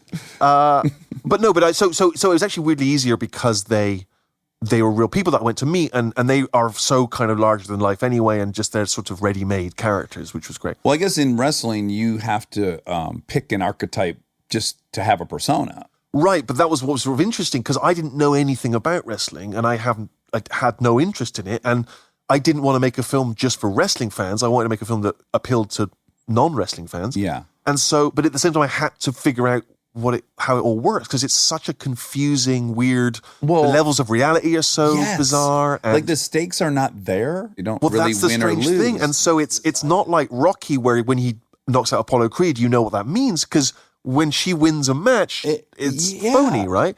So then you're absolutely right. But at the same time, the audience inevitably wants the kind of final match because it has all the sporting infrastructure. It has to have It has to have it. Yeah. And so then you're right. It's like, well, what are the stakes of a wrestling match? But that's what's interesting, and what I discovered, and actually Dwayne was really useful about this, is that within wrestling, particularly in the WWE, when you get your shot, you have to win over that crowd, right? There's not, because not every wrestler's a superstar, right? Right. So there's something about you, your persona, your showmanship, your skills, your athleticism, your storytelling ability in the ring, that is the thing which, as they call it, puts you over with the crowd. Yes. And so then I start thinking, it's like Gladiator, right? Where he says, if you win over the crowd, you win the fight, whatever. So you end up with this movie, which is like a weird mix of kind of a Broadway backstage musical, and the kid gets her shot at the big time, and then Yeah. you get, it's like a little bit sports movie. And so there's this thing called kayfabe, where it's the weird blurring of your own life with the fiction of wrestling. So, like The Rock told me that he for a while, he and John Cena genuinely had a real life beef that would then be played out in the ring. And so you're like bringing this weird element of reality, and it's such an unusual. It's so bizarre because, I think you get perhaps you build yourself up as a hero, right? As a baby face, as they call them, right? And you that's how you win over your crowd, and you become known as a baby face, and then Vince McMahon or someone, the WWE chief, will come to you and go, "We're going to make you a villain in the next season." And you're like, "What? My fan base loves me." yeah. And so it's Also, I haven't been playing it that way. So I guess I'm being recast Right. with the same face. with the same face, yeah. Yeah, that's so fascinating. Who else is in it? So it's Dwayne as himself, Vince as her trainer, and this young, very talented actress called Florence Pugh, who plays Paige, who is the name of the real life wrestling star, and she became ultimately a big star at the WWE. So it's a real kind of rags to riches story, which is great. Her brother is played by this actor called Jack Lowden, who's also terrific, and then the parents are played by Lena Headey from Game of Thrones, and Nick Frost, who's done a lot of actors movies. Yeah, I love Nick as the Frost. dad. So I love Lena and they're too. terrific in it. Now, when do you use your superpowers to nerd out? Like, are you a Game of Thrones fan? I'm not. You're not. No, I haven't. Okay, I I'm haven't going to have to ask seen you it to enough, yeah. leave, but when do you, let's say you were a huge Game of Thrones fan. Yes. You're in a position that you probably could call enough people to get yourself onto the set. Right. Yeah. What things have you like nerded out on that you wanted to go Well, be a 24 part of? back in the day. But it's funny because I know there's a lot of people that get very excited about visiting the Star Wars set. Oh, right? There's loads of people that kind of, I played a stormtrooper. and whereas I think over time, the more I've been in this business, the less of that geek fan I've been. I used to really be that person. And now I think just, I've seen how the sausage is made. Like, right? it's And a very mechanical process. it's a very mechanical process. And it's just not as exciting as it used to seem to me. And so I think musicians I would get more. If you told me that Bruce Springsteen was going to walk in, I would freak out. I wouldn't know what to do. Then I would crumble, because I don't understand, his alchemy, his magic. That's Elvis for me. That's Jesus. I don't know how. Right. Whereas if you told me that a successful actor was coming in, I'd be like, oh, I'm excited to meet them, but I don't think that the allure, the mystery wouldn't be the same. Yeah, I agree. And then the saddest thing of all of it probably is you start this thing because you love film and television. Right. And then the more and more you know about it, the more and more you do it, the harder and harder it gets to watch, right? Well, you were talking about, I used to watch Friends, I used to watch Northern Exposure. Those shows could not have gone on long enough, in my opinion. And now I find it hard to watch a continuing series because I feel like I know these writers are just trying to keep this alive. This is going to be a payday if they can do 6 seasons. Yes. It's like, you start to see the mechanic. But also, I don't know, I never used to be jealous. I never used to have career envy or any of that stuff. And do you know what? I had it for the first time really in a pronounced way this year. And the person I was envious of was Bradley Cooper. Oh, Because I'm like, I've met Bradley. He was utterly lovely when I met him. And I was like, this is a very good-looking man who seems like a very charming guy and a talented actor. And now he's an amazing director and he might win an Oscar. Like, what are you... That's not the rules. Well, the rules are good-looking guys can't be that good. I'll Amy make can it- sing. Oh my God. I'll make it I'm even sorry. worse. We've been friends for Oh, 14 well. years. Right, and right. so I'm watching it going like, yeah, what the fuck, dude? Oh, you can sing all of a sudden? I mean, where's the... Yeah. What you couldn't sing when I knew you 10 years ago. Sickening. No. Yeah. But what's weird is because I know him and I love him and root for him. Yeah. I've gotten to a point where now I've done enough. I finally feel like at 40, I'm like, I'm good. Things are good. Yeah. I can now actually look at someone like that and go like, of course he can do it. He's Right. just that. He's an angel. Right. He's got a horseshoe in his ass, and he's like, he probably could discover he could play fiddle next week. Sure. Like, and then I weirdly get like embracing of it. Yeah, Like, oh, yeah, there's a yeah. real life superhero Right. among us. Exactly. Well, I wish you a ton of luck. The movie, actually, there are many people who've watched it who've been reduced to tears, and I don't mean that in a kind of I want my money back way. I mean it in a kind of emotional way. So it's a very emotional story. I'd also imagine the real test for you is you don't want to alienate wrestling fans. Definitely And not. you also don't want to make a movie about wrestling. It's not about wrestling in the end. I keep thinking about that movie Billy Elliot. Do you ever see that Oh, movie? fucking Which love is Billy not Elliot. really about ballet, No, right? It's no. about a young man who wants to be a ballet dancer. He And gets you don't to- need to care about ballet to care about him, and it's the same with this. You don't need to have any interest in wrestling. Well, Stephen, it was such a delight to talk to you.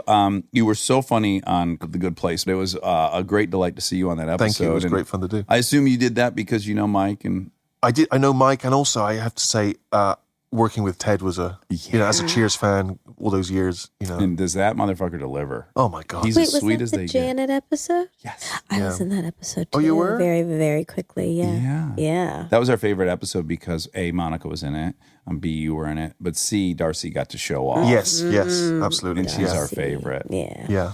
All right, we'll come back the next movie you direct, and we'll chat more about the many fascinating differences between British and Americans. Thank you so much for having me. All right. And now my favorite part of the show, the fact check with my soulmate, Monica Padman.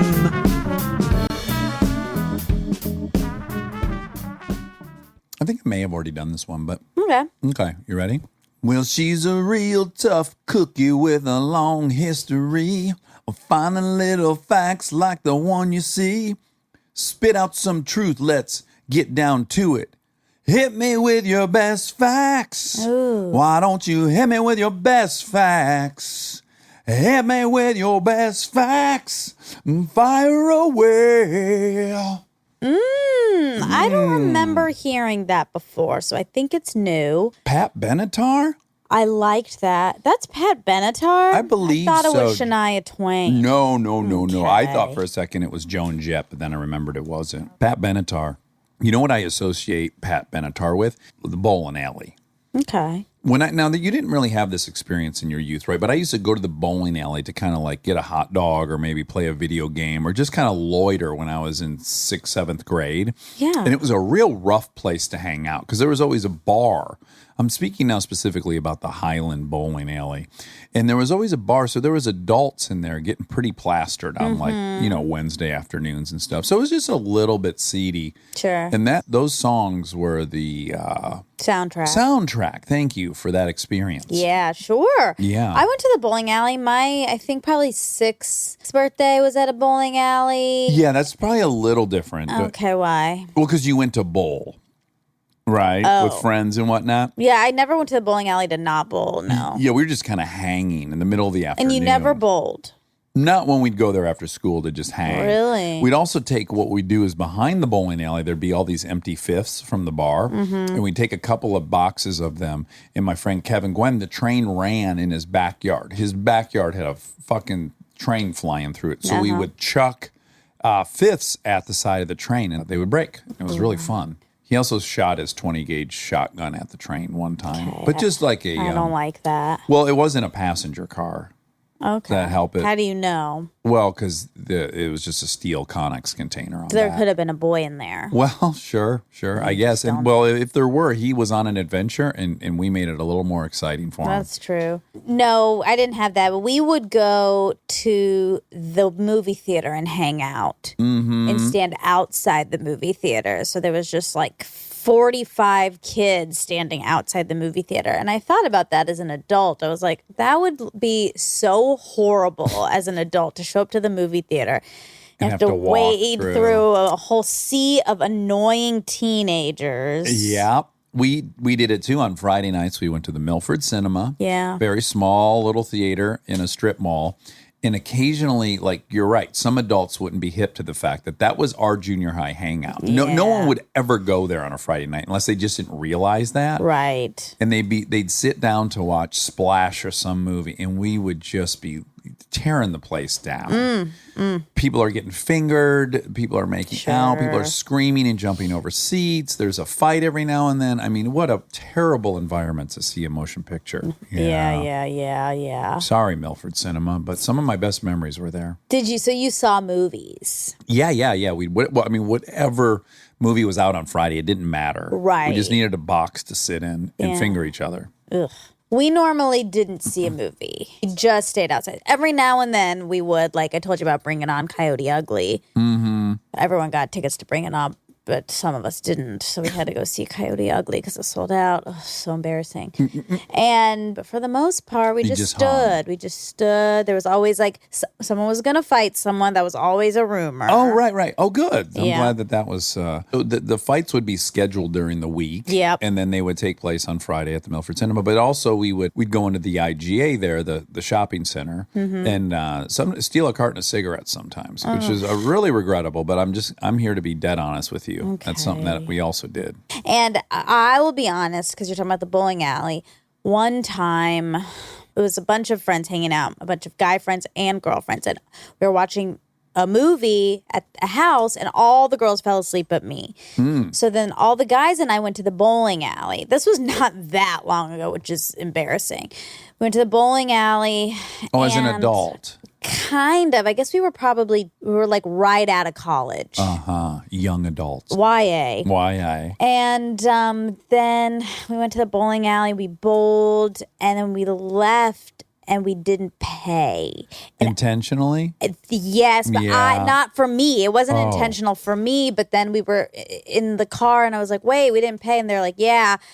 It was planned, and then I felt so guilty. I almost went back the next day and paid. I didn't. There's an episode of Silver Spoons about that, and they were going to dine and dash. And everyone knows dine and dash, but I didn't realize people bowled and bolted. I didn't either. Did they call it a bowl and bolt? I was in shock, so I don't know. Okay. That must have been a real hard situation for you. It was. I really was like, morally, and I really probably should go back and pay. But then I'm like kind of throwing my friends under the bus. Well, you could have just gone in and said, we got in the car and I realized none of us paid. We all thought the other person paid. How about the next? Is the bowling alley still around? I don't know. It probably went out of business because all these people are not paying. Bowling and bolting. Yeah. B&B. Brooklyn and... Oof. Yikes. Don't associate Brooklyn with this kind of behavior. No. They pay their bills. They're like the Lannisters. They always pay their debts. Yeah, anyway, that was a bad day. I'm sorry that happened.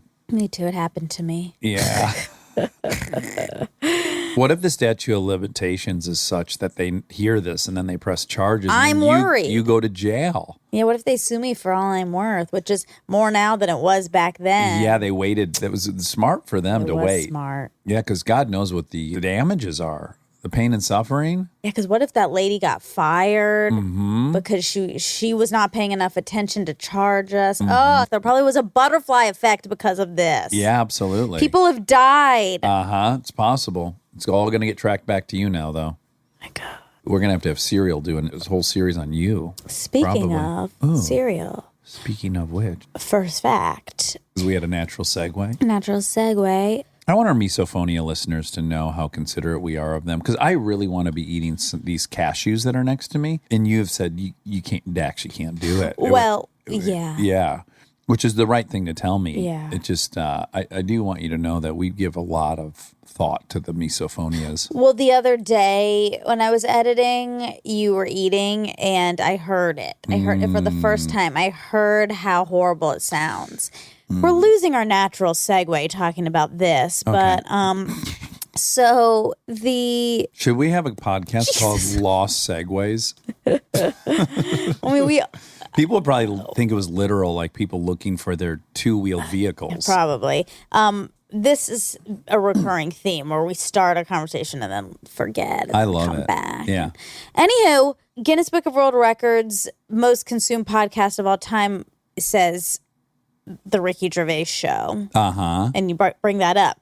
Serial is the most downloaded podcast of all time. Mm-hmm. That must have been at the time. Yes, it was much before Serial. 2007. Guinness World Record for the world's most downloaded podcast, having gained an average of 261,670 downloads per episode during its first month. And then according to the BBC, by September 2006, the podcast of the series had been downloaded nearly 18 million times. As of March 2011, the podcast had been downloaded over 300 million times. That is a lot, especially back then, but it's still just a lot. But Serial is the most downloaded podcast of all time. I asked Brad from Simplecast. Simplecast is our hosting platform, and there's a very nice man, Brad, who runs it. And I asked him to help me fact check this, and he did. Oh, we did? Yeah. Also, just so everyone knows, which that was timely, I sound horrible in this episode. I must have been sick. This was a long time ago, and I don't remember. I sound so bad. You do? Yes. But bad, that's a weighty word, bad. No, it sounds bad. So different.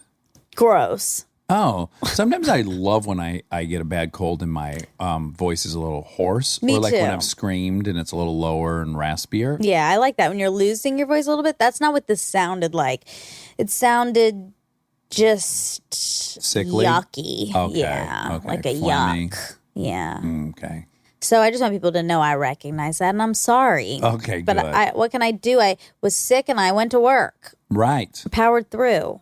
Oh, I have to make a correction. Okay, correct. On Nora Jones' episode, I mistakenly said George Harrison was the one who has the very funny with peace and love, stop sending me fan mail.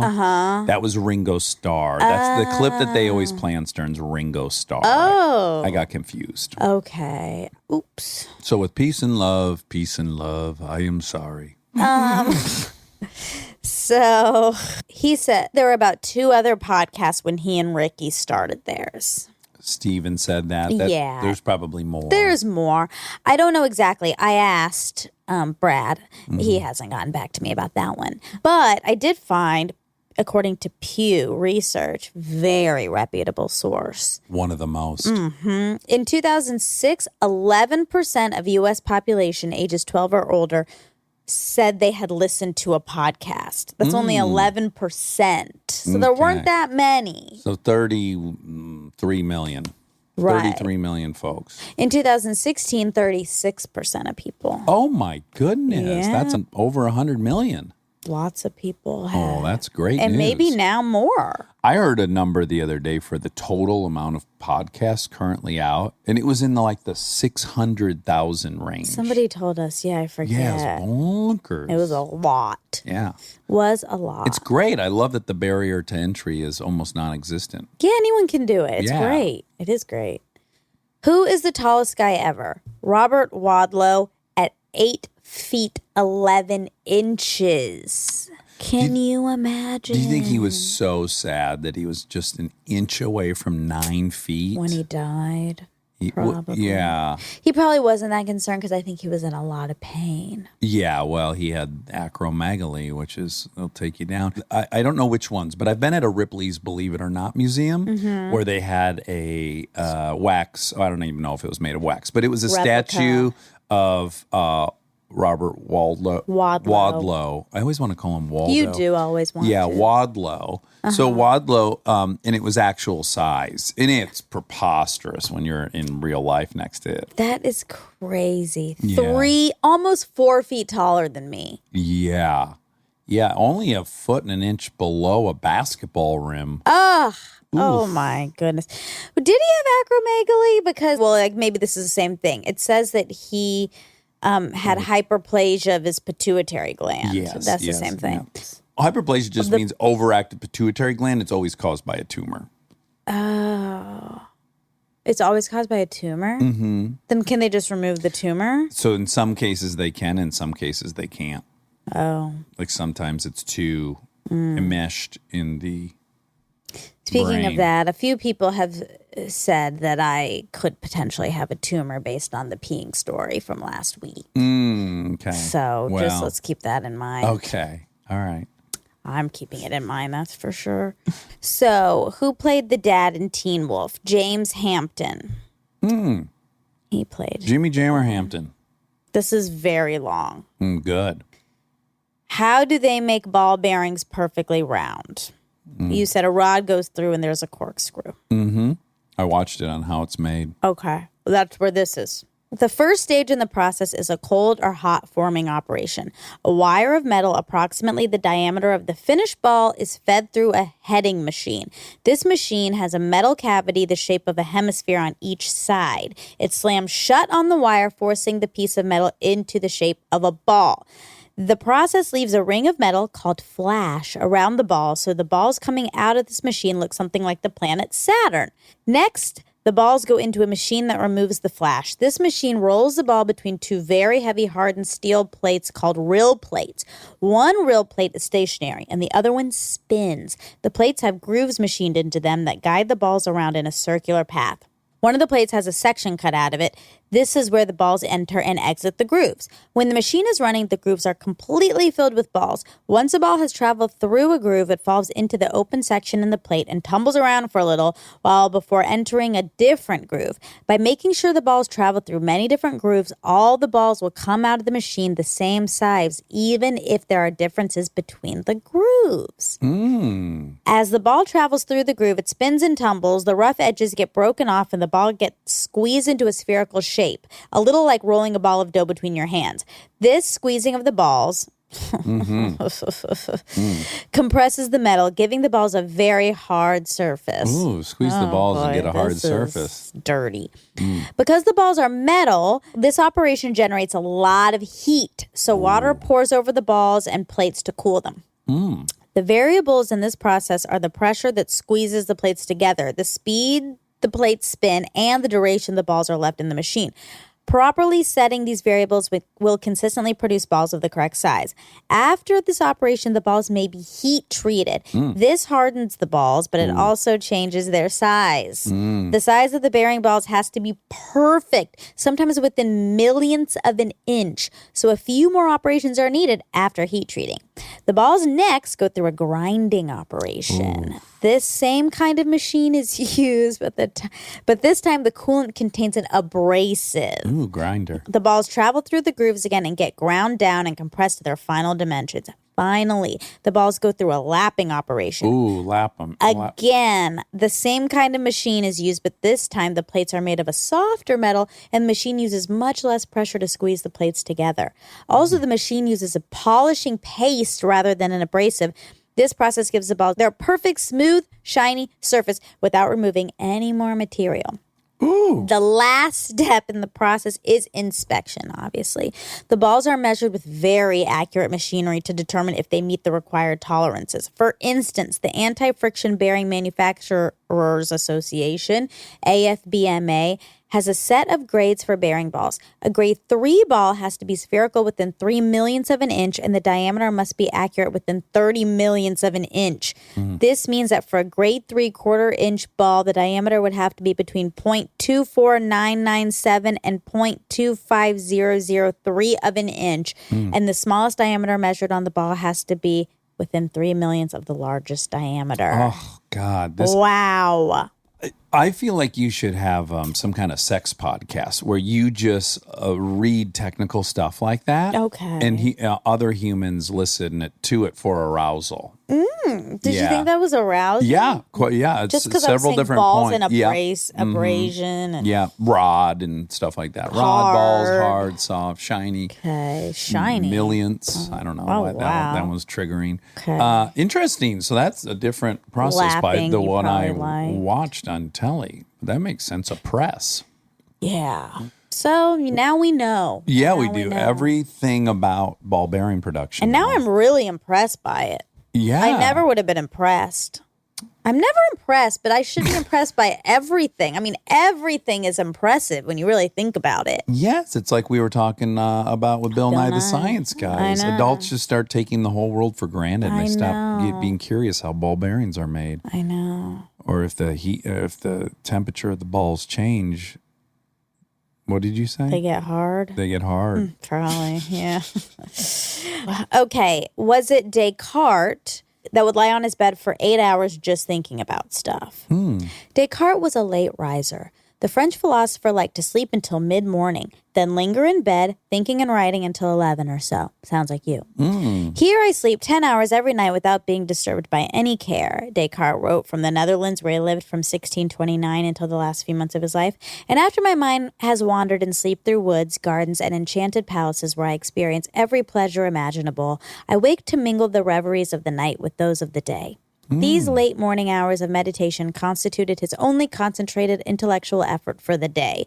Descartes believed that idleness was essential to good mental work, and he made sure not to overexert himself. After an early lunch, he would take a walk or meet friends for conversation.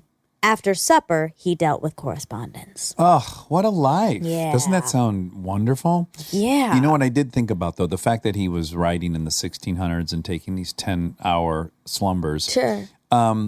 You know, by comparison, comparatively, in a world without cars or motorcycles or television or really any stimulation other than books, I bet dreaming was a much more exciting proposition. That's true. Like, I'm a little bit bored after 8 hours of sleep. I want to get up and like get some coffee in me and get stimulated a little bit. But you know, if by comparison, if you were waking up and it just got more boring to be awake, why not extend that slumber That's 10 true. hours and stay in an ethereal, slumbery state True. and come up with, I think, therefore I am. Okay, so he said that pubs used to close at around 11 because in World War I, they needed them to be clear-headed in the morning. Correct. Ooh, great fun fact. Yes, before the outbreak of the war, and partly because of the rising support of the temperance movement, urging the moderate consumption of alcohol, licensing laws began to restrict the opening hours of premises. But immediately after the outbreak of war in August 1914, Parliament passed the Defense of the Realm Act, which covered a range of measures to support the Allied effort of the war. A section of the act looked specifically at the hours in which publicans. I've never heard it said like that. Funny I word. didn't know that. Publicans could sell alcohol, as it was strongly believed that high levels of alcohol consumption would have a negative impact on the war effort. It therefore restricted opening hours for licensed premises to lunch, 1,200 hours, to 1,400 So just military 2 hours. time, and later to supper, 1830 to 2130. Yeah, okay. 6:30 to 9:30. Just doing some quick math over here. Good math. I'm so glad we don't have to do military time for everything. Me too. Lots of math. October 1915, the British government announced a further series of measures they believed would reduce alcohol consumption further. A, quote, no treating order, unquote, laid down that any drink ordered was to be paid for by the person supplied, so to dissuade rounds of drinks or drinks on credit. That's interesting. Very. The maximum penalty for defying the government order was 6 months imprisonment. Well, that won't help the war effort If everyone's in to lock prison, up an able-bodied young man. My sexism goes straight to these are all for men. These rules. I know. Don't they feel like it a little yeah. bit? I don't even know if they would have served women these drinks. I hope not. They can't be trusted with alcohol. Percentage of people in the UK who get therapy. You guys thought it was low. The Guardian, 2010, said almost 1 in 5 people has consulted a counselor or psychotherapist, while almost half the population knows someone who has, according to a survey by the British Association of Counseling and Psychotherapy, which suggests that the stigma attached to taking therapies is disappearing. The association says that attitudes toward counseling and psychotherapy appear to have changed markedly since it conducted a comparable investigation in 2004. The current survey found that 94% of people now consider it acceptable to have counseling and psychotherapy for anxiety and depression, compared with just 67% in 2004. So, Well, I wonder how many people have seen a therapist in the old U.S., the old Stars and Stripes. probably a lot. If 20% of English people in 2010 had, I wonder what the number is here. Oh, we talked about Japanese drinking culture. Mm-hmm. And I checked in with our friend Erica, and she said, yeah, that she would be riding her bike home and she'd see Businessmen sleeping in the bushes. Yeah. Yeah. And then I also looked on the internet, and it said Japan is renowned for taking a tough stance on illicit substances, but when it comes to legal drugs such as alcohol and tobacco, it tends to turn a blind eye. People associate drug abuse with the criminal underworld, while alcohol is glorified for being a part of Japanese culture. Indeed, the country's liberal attitude toward drinking means that alcohol can be found almost anywhere at any time of the day. It is not uncommon to see salary men pass out on benches, women swaying from side to side on their walk home, or piles of vomit jokingly called platform pizza at train stations. Oh, boy. Oy, Platform oy, oy. pizza. That's disgusting. Thank you for calling platform pizza.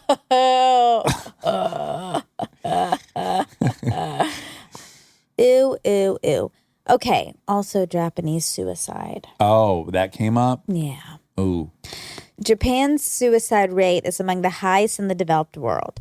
In 2000... Oh, wow. Here we go. This is that thing where when you were a kid and your friend's brother came in to say that grandma died. Who was it that passed? His teacher. Oh, his teacher. Oh, And that you was had a horrible. good laugh at that. No, it wasn't a good laugh. An involuntary laugh. How about that? In 2016, You can't do it. there were 17.3 suicides Oh, boy. There's no way you can say it with for that every delivery. 100,000 people. That's too many. Too many. It's too many. Second only to South Korea among major industrialized nations. The U.S. figure is 13.5. Oh, so it's not like double ours or anything. No. 13 divided by 17. I can't do it. Yeah. 70%. I don't know. No, maybe. Well, let's I don't see. know. Well, now Yeah. I got to find out. I'll see Okay. how close my guess was. Okay. 13 divided by 17. 76%. Oh, that was pretty close. Yeah.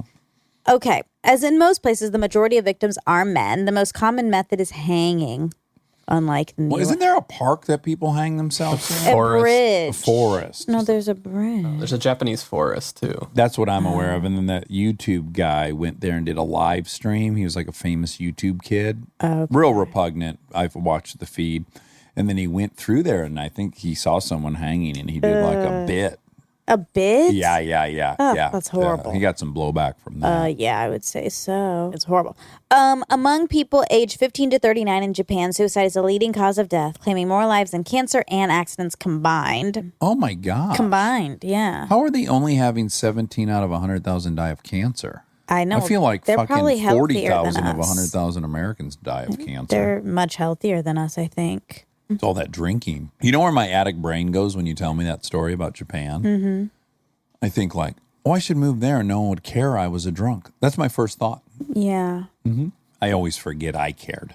Right. Yeah. I mean, They might care. The families might care. I don't know. If there's zero social stigmatism, like if I slept in a bush and Right. Kristen found out about it, she'd be quite disappointed. But it Yeah. sounds like if a normal wife in Japan found out her husband slept in a bush, she'd be like, yeah, whatever. That's true. I mean, but I think she'd be disappointed because then it means what it means. Like, then you're not home. You're not there with the children or her. And you're not. So that's why. It's not just because you're sleeping in a I think bush. even when we were just dating, that would have been a big red flag for her if I slept in a bush. Well, yeah, but that's why. Because then you're not reliable, Yeah, but in Japan, it wouldn't be a thing. I guess. Clearly, or it wouldn't be allowed. Yeah, I guess. Tokyo introduced a basic law for suicide countermeasures in 2007 and broadened that law with new, more holistic guidelines a decade later. So they're working on it. They also have karoshi. Do you know what karoshi is? No. It can be translated literally as overwork death in Japanese. It's occupational sudden mortality. Hey. The major medical cause of karoshi deaths are heart attack and stroke due to stress and starvation diet. The phenomenon is also widespread in other parts of Asia. So they work a lot. Back off the throttle. Yeah, they need a break. Give me a break. Give me a break. Break me off a piece of that Kit Kat bar. Okay, that's a really good transition because when you just sang that, the first thing that I think of, I've already said that on here, but I think of Ed Helms in The Office. One of the funniest bits on The Office is him trying to figure out the last bit to that jingle. Oh. It's so funny. I didn't see that. What timely Exactly. The Office. Because as soon as you sang that, I was like, oh, that reminds me of this. I wonder if I should say it. I've already said it. No. But then the next thing on my list is I love The Office. Okay, good. You fact checked that? Yeah. And I do love it. You stared in the mirror. I love that show so much. I'm so sad you haven't watched it. Yeah, maybe I will. I think you should. I will. It's probably on Netflix or Hulu or something. It's on Netflix. Yeah. Okay. I didn't watch the British one, so I should watch that. Yeah, it'll be interesting to hear switch. what you think Yeah. because we both will have baggage. Yeah, we will. But you know, The original Office is in my top 5 TV shows of all time. You won't eat curry, right? It's too triggering for you. I do. Yeah. But you stay away from Indian food in general. Like I've ordered it to the house several times because I love a tiki marsala, chicken tiki marsala. Tikka. Tikka, thanks for helping me. You're welcome. In England, boy, they've got some of the best damn Indian food. They do. I've you've had ever- it. You have? I It's had some when I was among there. the best cuisine there, actually. Yeah, they have a lot of Indian food. In fact, because I studied abroad there, and my friend Callie, who I was there with, she wanted to get Indian food there, so that's why we got it because she was like, Were you "We have embarrassed to to go." be in the restaurant? Like too on the nose? Yeah, That's how I feel when I get barbecue. I'm a hillbilly. it's just so obvious. Oh, the gladiator quote: "If you win over the crowd, you win the fight." That's not the quote. The quote is, "Then listen to me, learn from me. I wasn't the best because I killed quickly. I was the best because the crowd loved me. Win the crowd and you will win your freedom." Ooh. Yeah. Win the crowd and you will win your freedom. Words to live by. That's a great movie. He also says, hold the line. That's my favorite line in it. Oh, I don't remember that. Because it has the word line in it. Oh, that's why you like it? It's like What's a my double. favorite line? I think it's the only line in the movie. It's your favorite line Literal that's line. ever been said. Of all the lines in the world, I guess Boy. that one's your favorite. That's a great point. Maybe in Jurassic Park when they said get in line, that's a rival. Yeah, I don't know that they sure. said that, but it seems like it would have They been probably said. said line up or something. Oh, okay. Yeah. But probably in some drug movie they said, do you want to do a line? I would probably lean towards that. You'd love that. Yeah. That's your favorite line. Yeah. Okay, so who's played a stormtrooper? Okay. Prince William and Prince Harry. Oh, good job, princes. Actor Tom Hardy and pop legend Gary Barlow. They appeared as stormtroopers in The Last Jedi. Do you think when Prince Harry and whatever one, what's the other one's name? Meghan Markle. No, that's not a prince. Oh, Prince William. Prince William. I just okay. said, yeah. Yeah, I don't know their names. Oh, Do you think they've ever been somewhere? Because I know the redheaded one was here in America. So when he was here, I wonder if he was ever at a bar and someone didn't know who he was, because that could happen to me. And then if the person said, "What do you do?" and he said, "I'm a prince." No, he probably doesn't say that. He'd have to. That's technically what he is. Well, that's what he does. Is, but that's not what Like, he what do you do for a does. living? Oh, I'm a prince. I would be embarrassed to say that. No. Okay. I'm a prince. I don't think he's saying that. I think he is saying like, "Oh, I work for the royal blah blah blah blah." I don't think whatever so. the full thing is. He's saying that. He's not saying I'm a prince. He is literally a prince. Of course, he's saying I'm a prince. Okay, no, just because you are that doesn't mean that that's what you're saying. Okay, That's not what you do. Let's role play. Okay. Okay. Hey, how you doing? Hi. Can I get you a drink? Sure. I'll have a margarita on the rocks. I don't know what that is. We drink gin. Oh. Margarita. What is that? Oh, where are you from? England. Oh, I've heard Yeah. of that. Oh. Oh, cool. Right. What part do you live in? Oh, right in London. Oh, wow, cool. And what do you do there? Oh, I'm a prince. No, I'm one of two Okay, princes. fuck you. Oh, okay.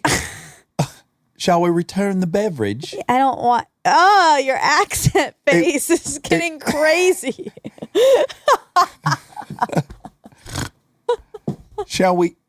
Because you made him crazy all of a sudden. Shall we hail a bally? I don't even know. What do they What call a does that cab mean? there? I don't know. Oh, I don't know what that means. Shall we get in my carriage? Listen, I he's just- not saying that because He's nothing other than that. He was in the military. You could say, exactly. He works Well, in I'm the in the royal army. government or whatever it's called, royal something. the royal family. He's a prince in the royal No, family. the royal establishment or like what do they do? I don't know, but they. That's the thing, Monica. They don't do anything. I It's know all that. ceremonial. I know, but there's some name that they can apply. That's what I'm saying. Make it sound. Oh, like I got you. Like you call a trash guy a civil engineer. Maybe he calls Right. himself like a ceremonial engineer. He's not. I They're don't probably think he's walking around both saying great. I'm a prince. Look, they're probably both great guys. But obviously, I don't like monarchies. I don't believe in that. So I'm pretty critical of the whole thing. Well, I they think it's can't fucking help it. preposterous. They're just born. No, they can't. That's not their fault. Yeah. But the whole conceit is silly as hell to me. Sure. I guess it's similar to just being born with a trust fund. That's what I was just thinking. Like, I Yeah. mean, kids the kids are just born into these things. Yeah. My kids won't, because I'm going to leave all my money to the royal family Good. so they can buy more jewels. They deserve it. Yeah. Meghan I'm a Markle. prince. You sound like a Malfoy. A what? Malfoy from Harry Potter. Oh. Was he a prince? No, but he felt like he was. He was entitled. Yeah, he was. Well, thanks for letting me role play with you. I love acting with you. Me too. Even when you turn on me in the scene. Well, I had to. That was the Fuck only you, reaction. You lofty piece of shit. That's the natural reaction in Vegas if somebody said they were a prince. Well, you tell me it you're a depends, prince. actually, because then okay. Or a princess. So what do you do, young lady? Oh, I'm a princess. Well, why don't you take a royal sniff of my ass? Excuse me? Where's the bathroom? I'll meet you there. You were kind of like Prince. I was very ethereal. Well, you were more like Princess Diana? Hilton. Oh, Paris. Yes, Princess Hilton. Yeah, sure. Was her dog maybe named Princess? Probably. I liked her. You know that I partied with her one time, and I kind of liked her. That's good. Yeah. Okay, that's That all. was it? That's all. I hate when it's over. I'm sorry. That's okay. Don't have a karoshi over it. Okay. That's a sudden heart attack or stroke due to stress. I'm going to make a pledge to you that I won't go down by karoshi. Great. Okay. I can't make that same promise. Okay. I love you. Love you.